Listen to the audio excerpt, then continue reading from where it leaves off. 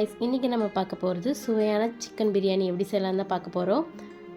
என்னோட சேனலை நீங்கள் சப்ஸ்கிரைப் பண்ணாதவங்க சப்ஸ்கிரைப் பண்ணிக்கோங்க, பக்கத்தில் இருக்க பெல் ஐக்கனும் கிளிக் பண்ணிக்கோங்க. வாங்க வீடியோக்குள்ளே போகலாம். ஒரு பாத்திரத்தில் 8 ஸ்பூன் எண்ணெய் ஊற்றிக்கோங்க. பிரியாணிக்கு எண்ணெய் அதிகமாக இருந்தால் தான் கொஞ்சம் நல்லாயிருக்கும்.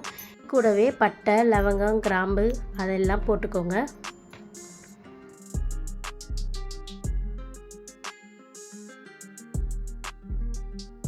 இது கூடவே ஒரு 6 வெங்காயம் சின்ன சின்னதாக நறுக்கி வச்சுருக்கேன். ஸோ நீட்டாக அரிஞ்சிக்கோங்க, அப்போ தான் நல்லாயிருக்கும். பிரியாணிக்கு எப்பயுமே வெங்காயம் அதிகமாக போட்டால் தான் நல்லாயிருக்கும். வெங்காயத்தை நல்லா வதக்கிக்கோங்க. நல்லா வதங்கிட்ட பிறகு நீங்கள் தக்காளி ஆட் பண்ணணும். இப்போவே ஆட் பண்ணக்கூடாது.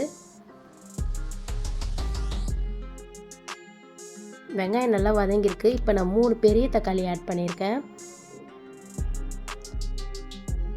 வெங்காயமும் தக்காளியும் நல்லா வதங்கட்டும். கொஞ்சமாக நான் சால்ட் ஆட் பண்ணிக்கிறேன், அப்போ தான் கொஞ்சம் சீக்கிரமாக வதங்கும். 1 ஸ்பூன் நான் சால்ட்டு இப்போவே ஆட் பண்ணிக்கிட்டேன். இப்போ இதை நல்லா வதக்கிக்கலாம். இப்போது தக்காளியும் வெங்காயம் நல்லா வதங்கியிருக்கு. இந்த டைமில் நான் புதினா இலையை போட்டுக்கிறேன். ஒரு கொத்த அளவுக்கு புதினா இலை சேர்த்துக்கிறேன். இது பிரியாணிக்கு சூப்பராக இருக்கும். இதை ஒரு 2 நிமிஷம் நல்லா வதக்கிக்கோங்க. அது கூடவே 4 ஸ்பூன் இஞ்சி பூண்டு பேஸ்ட்டு போட்டுக்கிறேன். பிரியாணிக்கு இஞ்சி பூண்டு பேஸ்ட்டு தான் மெயினே. ஸோ அது போட்டால் தான் நல்லா டேஸ்ட்டாக இருக்கும். அதுக்காக இஞ்சி பூண்டு எக்ஸ்ட்ரா கூட போட்டுக்கோங்க.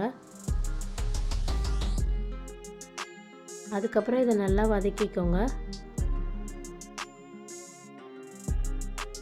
அது கூடவே 1 கிலோ நான் சிக்கன் எடுத்திருக்கேன். அதை நல்லா வாஷ் பண்ணி நான் மஞ்சத்தூள் போட்டு பிசைஞ்சு வச்சுருந்தேன். ஸோ அதையும் இதில் சேர்த்துக்கலாம்.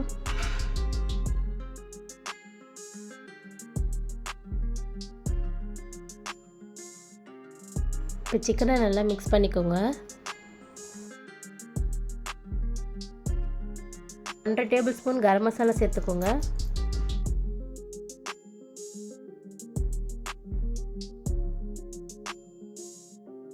கூடவே வறுமிளகாத்தூளும் சேர்த்துக்கோங்க. அதை நான் 2 ஸ்பூன் சேர்த்துக்கிறேன்.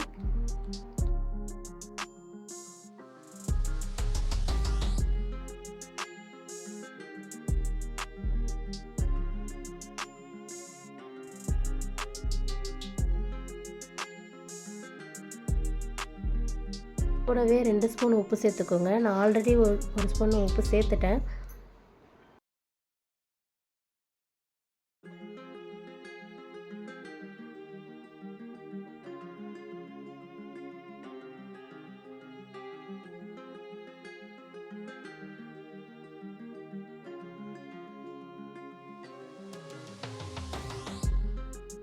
இப்போ இதை ஃபுல்லாகவே நல்லா மிக்ஸ் பண்ணி எடுத்துக்கோங்க.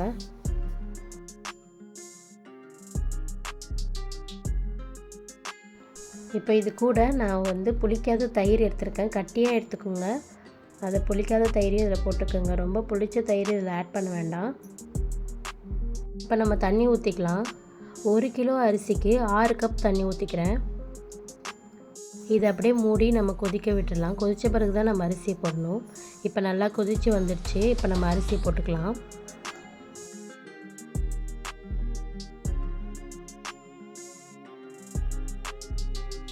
நல்லா மிக்ஸ் பண்ணி விட்டுடுங்க. மிக்ஸ் பண்ணி விட்டுட்டு இதை நல்லா க்ளோஸ் பண்ணி விட்டுறேன். இது அப்படியே மூடியே வேகட்டும். கொஞ்சம் ஹையில் வச்சு வேக வச்சுக்கோங்க. அதுக்கப்புறம் நீங்கள் சிம்மிலே வைங்க. ரொம்ப கம்மியாக வச்சு மூடி நம்ம வெயிட்டான பொருள் அது மேலே வச்சு கொஞ்சம் நேரம் வேக விடுங்க. நான் கொஞ்சம் நேரம் சென்று நான் பார்த்தோம் அப்படின்னா அழகாக வெந்து வந்திருக்கு பாருங்கள். கொதிக்கிற டைமில் கொஞ்சமாக நெய் ஊற்றினீங்கன்னா இது மாதிரி அடி பிடிக்காமல் வரும். இந்த வீடியோ உங்களுக்கு பிடிச்சிருந்தா சப்ஸ்கிரைப் பண்ண மறக்காதீங்க. தேங்க்யூ, பாய்.